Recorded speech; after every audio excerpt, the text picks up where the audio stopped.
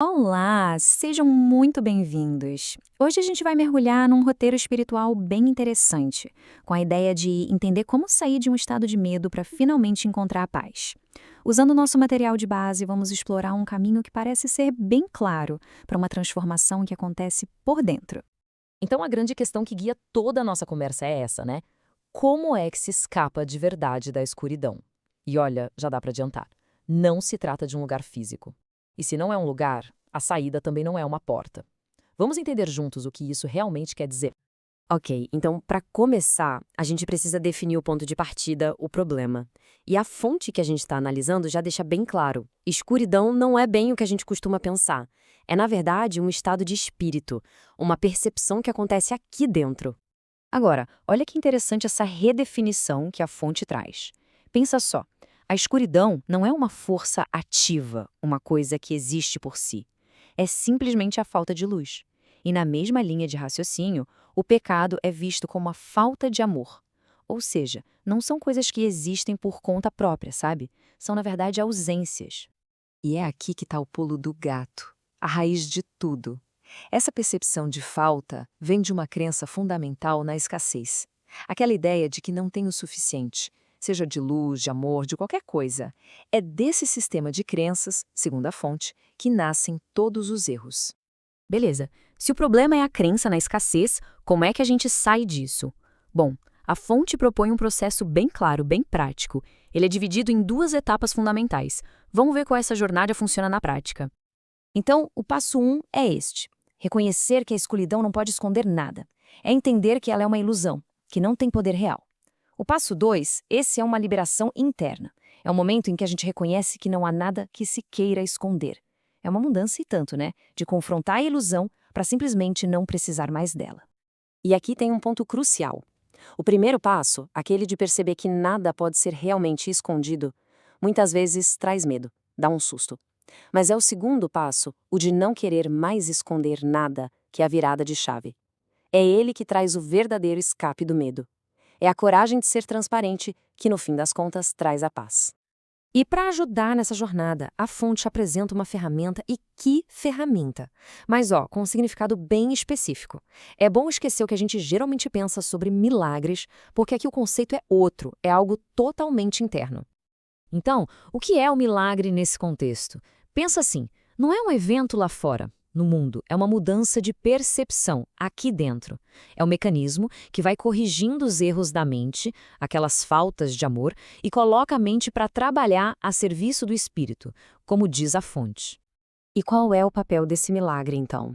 Basicamente, ele funciona como um corretor de curso para nossa mente. Ele coloca a realidade de volta onde ela pertence, que é no espírito. Ele reconhece só o que é verdade e, com isso, vai desfazendo as ilusões que a gente cria sobre nós mesmos. O resultado? Restaura a comunhão tanto consigo mesmo quanto com o divino. Olha só esse contraste, que forte! De um lado, uma mente cheia de ilusões, possuída por erros. Ela percebe só uma casca vazia e, claro, gera medo. Do outro lado, uma mente a serviço do espírito. Essa mente se torna invulnerável, ciente do espírito que existe dentro dela. E o que ela entende? Paz e alegria. Bom, agora a gente chega no princípio fundamental que sustenta todo esse processo. É a grande virada de chave. Sair de uma mentalidade de falta para uma compreensão, olha, radical mesmo, da abundância. A verdade é sempre abundante. Essa frase, ela é o coração de toda essa filosofia. A ideia aqui é que nosso estado natural não é de carência, de falta, é de plenitude total. A verdade, a realidade, elas são abundantes por natureza. A escassez, então, é a grande ilusão que precisa ser corrigida. Certo, mas como a gente recupera essa consciência da abundância? A fonte dá um nome para esse processo: expiação. E atenção, não tem nada a ver com penitência ou culpa, tá? É sobre restituição. É o ato de trazer de volta para a consciência tudo aquilo que, na verdade, já é nosso por direito. E olha que poderosa essa citação que descreve o resultado. Aqueles que percebem e reconhecem que têm tudo não tem necessidade de espécie alguma. Ou seja, quando a gente percebe e aceita lá no fundo que já tem tudo que é essencial, aquelas necessidades que o ego inventa, elas simplesmente desaparecem. É um estado de contentamento total. E tudo isso nos leva, logicamente, à conclusão dessa jornada. O que acontece quando se deixa para trás a crença na falta e se abraça a realidade da abundância? Bem, o resultado é um estado de ser pacífico e alegre. E a transformação final é essa troca. Aquele vazio que o medo ocupava na mente, ele não fica vazio, ele é preenchido. Preenchido pelo perdão. Então veja bem, o medo não é combatido, não é enfrentado numa batalha. Ele é simplesmente deslocado por uma força muito maior, uma força que cura. Então, para resumir, a jornada toda é essa. Sair de uma crença na privação e chegar a um conhecimento da abundância. Sair de um estado de medo para uma compreensão da paz. E deixar o auto-engano para trás para encontrar a comunhão e a alegria. É, no fim das contas, uma transformação completa da experiência de vida.